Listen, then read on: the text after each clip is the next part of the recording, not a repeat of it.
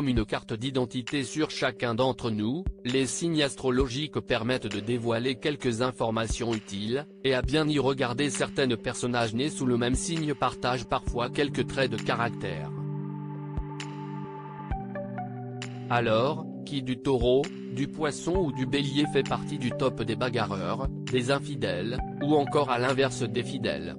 Il est bien sûr bon de rappeler qu'ils ne sont qu'une infime partie de ce qui compose notre personnalité, déterminée par le parcours bien personnel de chacun, ainsi que par l'éducation et les rencontres durant la vie. Mais cela n'empêche pas de s'amuser parfois de quelques ressemblances entre deux personnes du même signe. Si on a déjà fait la liste des infidèles du zodiaque, un signe en revanche est celui qui risquerait bien d'être celui qui se fait le plus tromper.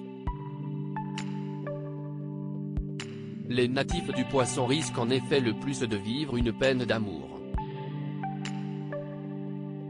Et voici les raisons. Le Poisson est le grand sensible du zodiaque, de par son élément l'eau. Il est donc plus susceptible que d'autres de se faire briser le cœur, à l'instar de ses deux partenaires d'eau, le Scorpion et le Cancer. Sensibles, ils sont aussi imprévisibles et peuvent passer d'émotions contraires en un rien de temps. Très sensibles, ils sont aussi empathiques et ressentent les émotions des autres. Ce qui les rend très investis dans leurs histoires amoureuses.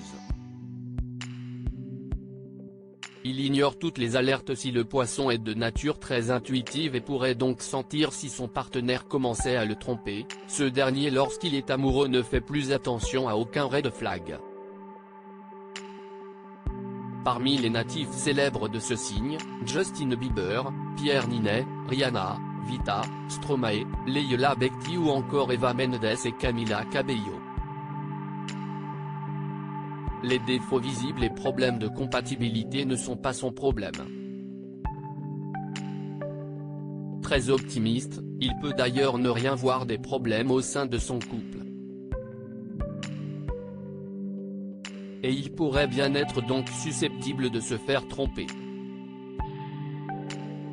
La fidélité, l'infidélité, l'amour de la séduction, ne dépendent heureusement pas seulement des astres, mais aussi de votre parcours bien personnel et de la relation dans laquelle vous vous trouvez.